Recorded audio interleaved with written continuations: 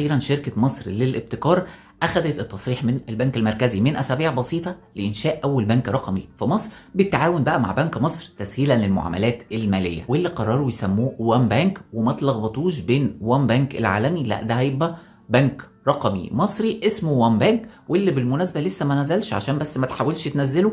اول ما ينزل ان شاء الله هبقى اتكلم عنه. طب يعني ايه بنك رقمي؟ بنك رقمي هو البنك الحقيقي لكنه ملوش فروع، هو بنك افتراضي بتنزل التطبيق بتاعه على الموبايل وبتعمل بقى كل معاملاتك من اول فتح الحساب، ودايع، تحويل، سحب، ايداع، كل الكلام ده حتى قفل الحساب من خلال التطبيق. وطبعا هيكون شغال 24 ساعة على مدار 7 ايام في الاسبوع، يعني مش مضطر بقى تروح البنك الصبح تحجز رقم في الطابور وتضيع 5-6 ساعات كاملين عشان تعمل معاملة بسيطة. طبعا البنك ده برضو مش هيدعم العملات الرقمية، عشان ما تفكرش ان بنك رقمي معناها كريبتو والكلام ده، لا طبعا هو هيكون بيدعم عادي العملات المحلية، لكن لحد دلوقتي مفيش اي كلام ان هو هيدعم العملات الكريبتو. طبعا انتوا فاهمين البنوك المصرية مش بتتعامل مع العملات المشفرة. السؤال الاهم هنا، هل البطاقات اللي هو هيصدرها تكون بتدعم التعامل الدولي ولا لا؟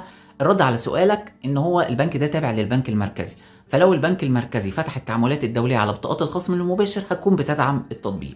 اما لو ما فتحهاش فاي بطاقة خصم مباشر او مسبقة الدفع لو كان التطبيق بيصدرها مش هتكون بتدعم التعامل الدولي. لحد دلوقتي هم ما وضحوش هل التعامل في التطبيق ده هيبقى بكروت افتراضيه ولا بكروت حقيقيه بتسحب منها من الاي تي ام، لكن كل ده هيبان قدام اول ما ينزل، وان شاء الله هعمل لكم فيديو كامل عن شرح التطبيق. انا متوقع حاجه كويسه جدا مش هتقل على انستا باي. كان قبل كده متكلمين على موضوع انشاء اول عمله رقميه في مصر اللي هو الجنيه الرقمي. هل تتوقع انه الجنيه الرقمي ده هينزل وهيبقى عمله التطبيق، ولا تتوقع انه التطبيق هيدعم عمله الجنيه العادي وبعد كده هيبقوا ينزلوا عملة الجنيه الرقمي وتدعم بقى التطبيق؟ شاركني بقى برأيك، هل تتوقع الموضوع ده هينجح في مصر ولا لا؟ وهل تتوقع ان هو هيفيدك في معاملاتك اليومية ولا لا؟ هتلاقوني سايب لكم كل تفاصيل البنك ده في مقالة في وصف الفيديو.